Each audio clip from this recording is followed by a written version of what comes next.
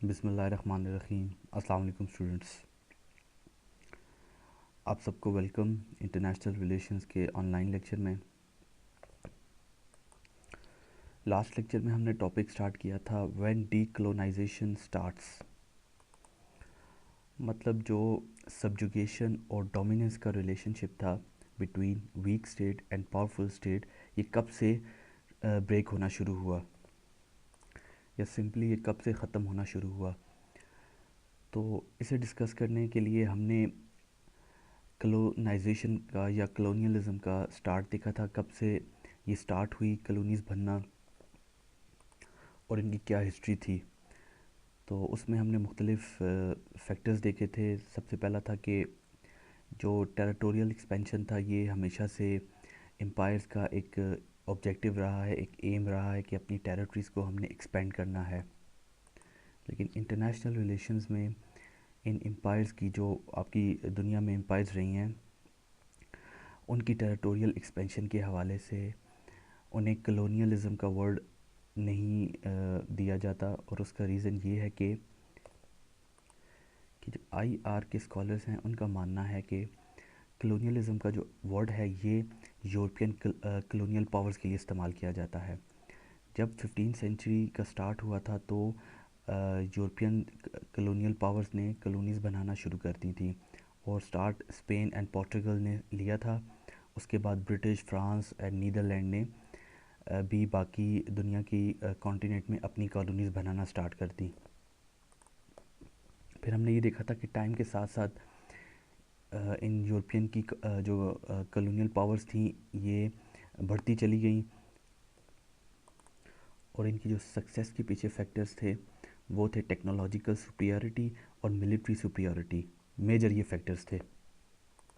फिर हमने मैप से एनालाइज़ किया था कि 1500 से जब यूरोपियन पावर्स ने अपनी कॉलोनीज़ बनाना शुरू की, तो साथ साथ इन्होंने अपनी टेरिटोरियल एक्सपेंशन भी की, लेकिन उसके साथ वहाँ उनकी कॉलोनीज़ ने आज़ादी भी हासिल की। और इन कॉलोनीज़ ने मुख्तलिफ़ तरीके से आज़ादी हासिल की। कुछ ने जंगें लड़ी, कुछ ने नेगोशिएशन की, कॉन्स्पायरेसीज़ हुई, मुख्तलिफ़ तरीके अपनाए। कहीं पे नेशनलिज़म की वेव चली, जिस तरह आपने साउथ अमेरिकन जो कॉन्टिनेंट है वहाँ पे देखा कि 16-17 सेंचुरी में जो स्पेन की कॉलोनीज़ थी और जो पोर्टुगल की कॉलोनीज़ थी, उन्होंने काफ़ी हद तक इंडिपेंडेंस अचीव कर ली थी। इस तरह आपने मैप से ही देखा कि ब्रिटिश एम्पायर कैसे एक छोटे से एरिए पे उसकी जो आप कह सकते हो कॉलोनियल पावर या इंपीरियल पावर थी, लेकिन उसने अपना एम्पायर को कितना एक्सटेंड कर लिया था। और उस ब्रिटिश एम्पायर के बारे में ये कहा जाता है कि अराउंड 25% लैंड का जितना भी एरिया है दुनिया में, वहाँ पे ब्रिटिश ने अपनी कॉलोनीज़ बनाई थी।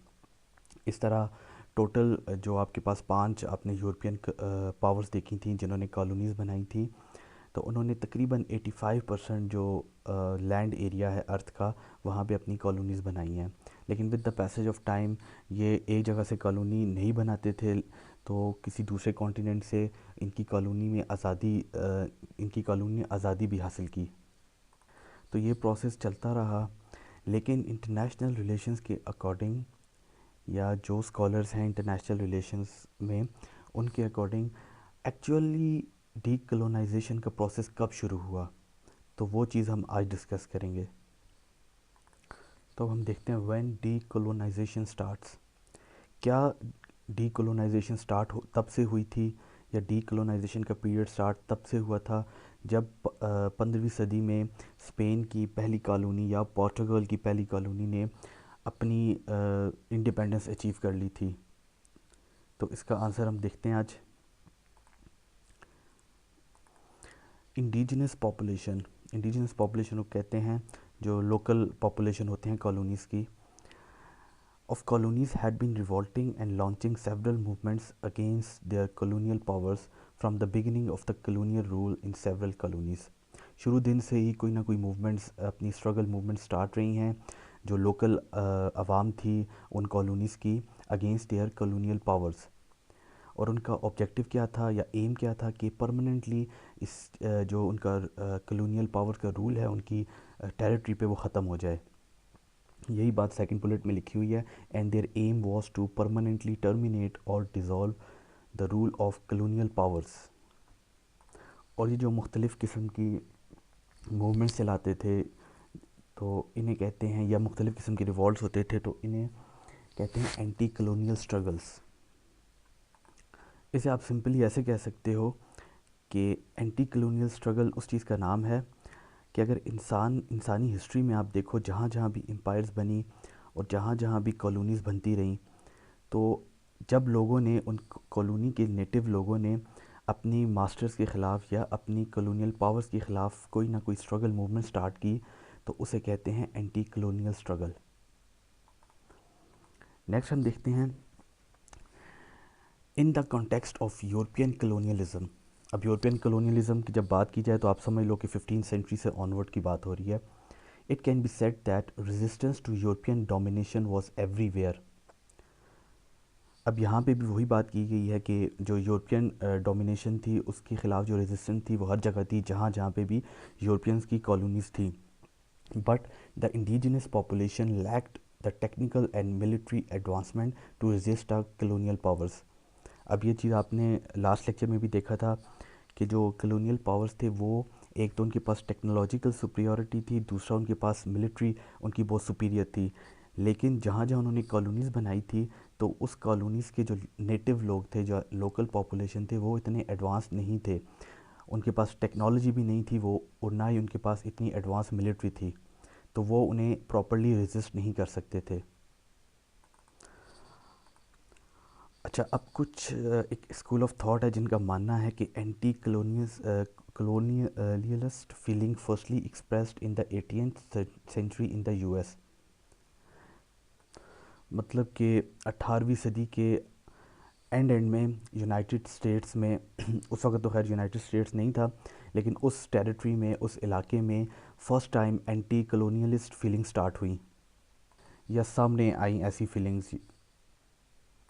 तो ऐसे स्कूल ऑफ थॉट या ऐसे स्कॉलर्स के accordingly decolonization started in 1776 with the rebellion by North American colonists against British rule। ये चीज़ मैं आपको भी नेक्स्ट एक आपके पास मैं आपको मैप दिखाऊंगा यूएस का, उसमें ये चीज़ आपको क्लियर करूंगा। अभी आप सिर्फ ये देखें, rebellion by North American colonist, इसका मतलब है जो नॉर्थ अमेरिका में कॉन्टिनेंट था वहाँ पे कॉलोनीज़ थी, किसकी? ब्रिटिश की कॉलोनीज़ थी। तो उन्होंने उन कॉलोनीज़ ने बगावत स्टार्ट की 1776 में ब्रिटिश रूल के ख़िलाफ़। अच्छा जी, 4 जुलाई 1776 को जो 13 स्टेट्स थी या 13 कॉलोनियाँ थी जो कि ब्रिटिश के कंट्रोल में थी, उन्होंने डिक्लेयर किया कि अब हमें आज़ादी चाहिए, अब हमें जो ब्रिटिश एम्पायर है इससे आज़ादी चाहिए, हमें एक अपनी अलग स्टेट चाहिए। तो ऐसा क्या था, क्यों वो आज़ादी, उन्होंने आज़ादी के लिए उन्होंने उनकी डिमांड थी? उसकी वजह ये थी कि जो ब्रिटिश थी उन उसने मर्केंटलिज्म की पॉलिसी अडॉप्ट की हुई थी। और मर्केंटलिज्म की पॉलिसी ये है कि इन कॉलोनी से जितना प्रॉफिट था वो ब्रिटिश एम्पायर को जा रहा था। यहाँ पे लोगों को एक्सप्लॉइट किया जा रहा था, नेचुरल रिसोर्सेज को एक्सप्लॉइट किया जा रहा था, यहाँ की इकोनॉमी से फ़ायदा लेके जितना भी प्रॉफिट था सारा ब्रिटिश एम्पायर में जा रहा था। इसके अलावा इन 13 कॉलोनीज़ में हैवी किस्म के टैक्सेस उन्होंने इम्पोज किए हुए थे लोकल जो नेटिव पॉपुलेशन थी उस पे। और ये जो मर्केंटलिज्म है, इसे आप कह सकते हो ये एक थेरी है, और इस थेरी की बानी है एडम स्मिथ। एडम स्मिथ का तो आपने डेफिनेटली नाम सुना होगा। और इस थेरी के मुताबिक colony only exist for the benefit of their mother countries, कि कॉलोनीज़ जो होती हैं ये अपनी मदर कंट्रीज़ के बेनिफिट्स के लिए होती हैं। और यही चीज़ हो रही थी। जिस तरह आपने अगर सब कॉन्टिनेंट का केस उठा लो तो वो भी आप देख सकते हो, यहाँ से कि यहाँ का जो प्रॉफिट था, जो बेनिफिट था, वो सारा जा रहा था आपकी ब्रिटिश एम्पायर के पास। और इसके अलावा जो ब्रिटिश एम्पायर थी उसने इन कॉलोनीज़ के हवाले से मुख्तलिफ़ किस्म के कानून पास किए हुए थे, जिसमें एक था नेविगेशन एक्ट ऑफ 1651, इस एक्ट के मुताबिक जितनी भी एक्सपोर्ट करेंगी ये कॉलोनीज़ वो सिर्फ इंग्लैंड के साथ करेंगी, और जितनी भी इस उन एक्सपोर्ट के लिए जितनी भी शिप्स इस्तेमाल होंगी, जाहिर सी बात है उस वक़्त ये जो शिप्स के थ्रू एक्सपोर्ट्स होती थी, अभी भी ज़्यादा एक्सपोर्ट्स आपकी शिप्स के थ्रू ही होती हैं, तो उसके लिए सिर्फ ब्रिटिश के जो शिप्स हैं वो इस्तेमाल होंगी। फिर इस तरह एक और उन्होंने कानून पास किया था इन कॉलोनीज़ के हवाले से, जिसे कहते हैं कमोडिटी एक्ट। इस एक्ट के मुताबिक उन्होंने बैन लगा दिया था इन कॉलोनीज़ की एक्सपोर्ट पे, पर्टिकुलरली कौन सी प्रोडक्ट्स पे, शुगर पे, कॉटन पे और टोबैको पे। और ये कहा था कि ये कॉलोनीज़ सिर्फ एक्सपोर्ट्स कर सकती हैं इंग्लैंड के साथ या फिर इंग्लैंड की बाकी कॉलोनीज़ के साथ, और दुनिया के किसी भी मुल्क या किसी भी कंट्रीज़ के साथ ये इन प्रोडक्ट्स की एक्सपोर्ट नहीं कर सकती। फिर उसके बाद एक स्टेपल एक्ट आया था 1663 में। तो उस एक्ट के मुताबिक ये था कि अगर ये कॉलोनीज़ किसी दुनिया के किसी कंट्री के साथ या स्टेट के साथ अगर ट्रेड करेंगी, या कोई दूसरी ममालिक या कंट्री इन कॉलोनीज़ के साथ ट्रेड करेंगे, तो इन दोनों को एक कस्टम ड्यूटी पे करनी होगी इंग्लैंड को।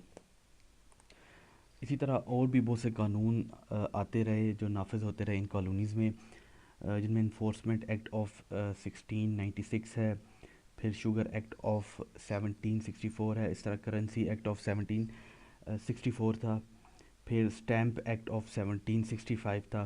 तो ये मुख्तलिफ़ किस्म के एक्ट थे जो कि ब्रिटिश सरकार ने इन कॉलोनीज़ पे इम्पोज़ किए हुए थे, और इन्हीं एक्सप्लॉइटेशंस की वजह से उन लोगों में शऊर पैदा होना स्टार्ट हो गया, और उन लोगों ने 1776 में अपने लिए आवाज़ उठाई। एक उस वक्त स्लोगन बड़ा मशहूर था, वो था कि नो टैक्सेशन विदाउट रिप्रेजेंटेशन, क्योंकि उन पे हैवी किस्म के टैक्स इम्पोज किए हुए थे इंग्लैंड ने। तो जब 17 जुलाई सॉरी 4 जुलाई 1776 को डिक्लेरेशन ऑफ इंडिपेंडेंस हुई थी बाय 13 कॉलोनीज़ ऑफ इंग्लैंड, तो इंग्लैंड ने इन्हें इतनी आसानी से आज़ादी नहीं दी। उसके बाद 7 साल तक यहाँ पे जंग हुई थी इन कॉलोनीज़ के दरमियान और ब्रिटिश सरकार के दरमियान। और ये 7 साल की जंग जो है ये 1783 में ख़त्म हुई एक एग्रीमेंट के तहत, और हिस्ट्री में बड़ा इसका मशहूर इसका नाम है जिसे कहते हैं पेरिस ट्रीटी। और इस एग्रीमेंट ट्रीटी बेसिकली एग्रीमेंट को ही कहते हैं। तो इस ट्रीटी के तहत ब्रिटिश ने उनकी इंडिपेंडेंस को एक्सेप्ट कर लिया था। अच्छे से अब आगे देखते हैं। अच्छा जी, अ, तो but it was not a start of decolonization period, it was a freedom struggle against British Empire. अब आपको मैंने बताया था कि 1783 में 7 साल जंग के बाद ब्रिटिश ने फाइनली इस चीज़ को एक्सेप्ट कर लिया, उनकी इंडिपेंडेंस को। लेकिन यहाँ पे इस चीज़ को आप नहीं कह सकते कि ये एक डीकोलोनाइजेशन का स्टार्ट था। उसकी वजह ये थी कि ब्रिटिश एम्पायर की अगर ये एक कॉलोनी नॉर्थ अमेरिका में ख़त्म हो रही थी, मतलब ये 13 जो कॉलोनीज़ थी नॉर्थ अमेरिका में ख़त्म हो रही थी, लेकिन एट द सेम टाइम वो दुनिया के किसी और कोने में अपनी कॉलोनीज़ बना रहा था। ठीक है, तो अब इस चीज़ को आप समझो, डी कलोनाइजेशन उस चीज़ को कहते हैं जब एम्पायर आहिस्ता आहिस्ता ख़त्म हो रहा हो, मज़ीद एक्सपेंशन ना कर रहा हो, तो इसे कहते हैं डी कलोनाइजेशन। तो इसी चीज़ को freedom struggle against British Empire कहा जाता है। और अगर आपने अमेरिकन हिस्ट्री पढ़ी हो, या अगर कभी पढ़ने का कभी आपको मौका मिले फ्यूचर में, तो आप देखोगे इसे अमेरिकन रेवोल्यूशन या अमेरिकन वॉर ऑफ इंडिपेंडेंस के नाम से जाना जाता है, जो 7 ईयर वॉर हुई थी अमेरिका में।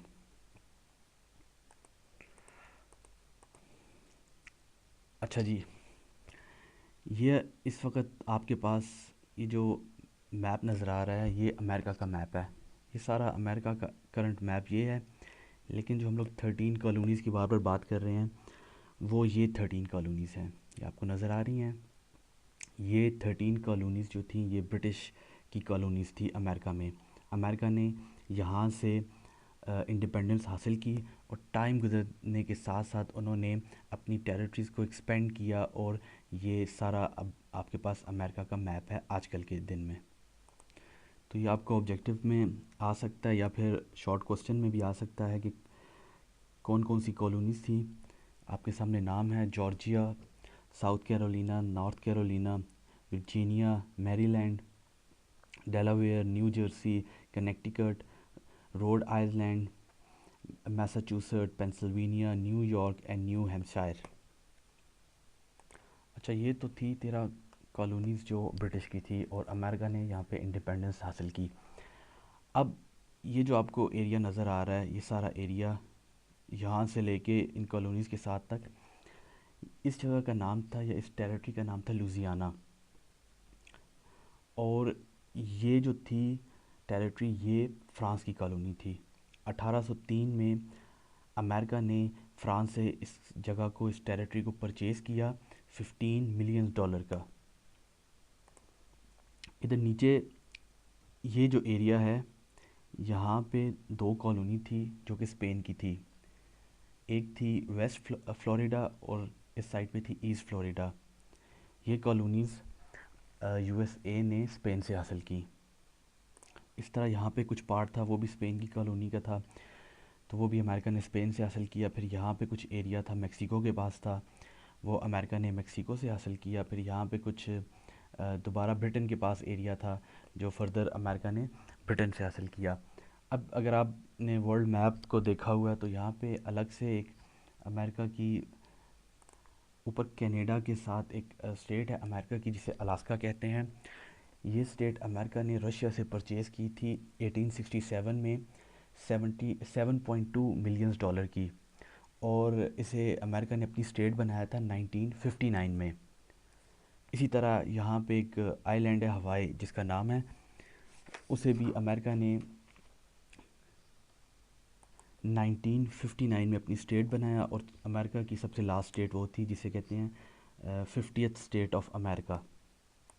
तो ये थोड़ा सा बैकग्राउंड था अमेरिकन हिस्ट्री का। तो इसे हम आगे फर्दर देखते हैं। अब जिस तरह अमेरिका ने अपनी इंडिपेंडेंस हासिल की ब्रिटिश से, इसी तरह जो पोर्टुगल, स्पेन और फ्रांस की कॉलोनीज़ थी, इन्होंने अमेरिकाज़ जो कॉलोनीज़ थी अमेरिकाज़ में और बाकी कॉन्टिनेंट में, तो आहिस्ता आहिस्ता उन्होंने भी इंडिपेंडेंस गेन करना स्टार्ट कर दिया। कुछ नेशनलिज्म की वेव चली थी इन कंट्रीज़ में। अगर आपको पिछले लेक्चर में वो मैप याद हो, साउथ अमेरिका कॉन्टिनेंट का मैप था जिसमें आप देख सकते हो कि स्पेन की कितनी ज़्यादा कॉलोनीज़ थी, कितना रकबा था उस कॉन्टिनेंट का जो स्पेन के अंडर था। तो जैसे जैसे 16वीं 17वीं सदी शुरू हुई तो वो एरिया स्पेन के कंट्रोल से निकलता गया। वहाँ पे जो कंट्रीज़ थी उन्होंने इंडिपेंडेंस हासिल कर ली थी। अच्छा, ये पॉइंट बहुत इंपॉर्टेंट है। But this period can not be called as the start of decolonization. जितनी भी हम लोग हमने पढ़ा है कि स्टार्ट से ही डीकोलोनाइजेशन हो रहा था, फ्रीडम स्ट्रगल हो रही थी। फिर कुछ कहते हैं कि 1776 में जब फर्स्ट टाइम जो फ्रीडम स्ट्रगल की फीलिंग आई थी वो अमेरिका में नज़र आई थी, और फिर अमेरिका ने 7 साल जंग लड़ी थी इंग्लैंड के साथ और फिर इंडिपेंडेंस अचीव की थी। लेकिन इन सब चीज़ों को, इन सब टाइम पीरियड को आप ये नहीं कह सकते कि यहाँ से डीकोलोनाइजेशन का स्टार्ट हुआ था, क्योंकि अगर वो जो यूरोपियन कॉलोनियल पावर्स थी उनकी कॉलोनीज़ एक जगह से ख़त्म हो रही थी, लेकिन साथ में वो दूसरी जगह पे उनकी कॉलोनीज़ भी बनती जा रही थी। अब यही बात लिखी हुई है, because at the same time imperial power were expanding, imperial power expand हो रहा था with time. So it is generally said that decolonization is a product of post World War II, or decolonization really took place after the end of World War II.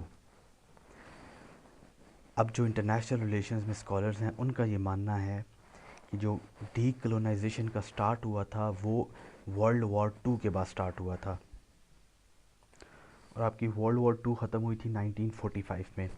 तो आप कह सकते हो उसके बाद इन जो यूरोपियन कॉलोनियल पावर थी इनका डाउनफॉल स्टार्ट हो गया। तो ये लाइन है, last line: the period after World War two known as the period of decolonization. Next में हमारे पास है फैक्टर्स ऑफ डी कलोनाइजेशन, कि कौन से ऐसे फैक्टर्स थे, कौन सी वजह थी कि डी कलोनाइजेशन स्टार्ट हुई। तो ये हम लोग इंशाल्लाह नेक्स्ट लेक्चर में देखेंगे। आज के लिए इतना बहुत था। अगर आपसे पूछा जाए कि डी कलोनाइजेशन कब स्टार्ट हुई थी, इस पर कोई नोट लिखो, आ सकता है क्वेश्चन आपके पेपर में, तो आप पहले हिस्ट्री बता दो, फिर आप अमेरिकन हिस्ट्री के बारे में थोड़ा सा बता दो, ठीक है। और जो यहाँ पे थर्ड आपकी बुलेट है, ये बहुत इंपॉर्टेंट है, इसे थोड़ा सा एक्सप्लेन कर दो, तो आपका आंसर बन जाएगा। That's all for today. अपना ख्याल रखें। Thank you so much. अल्लाह हाफिज़।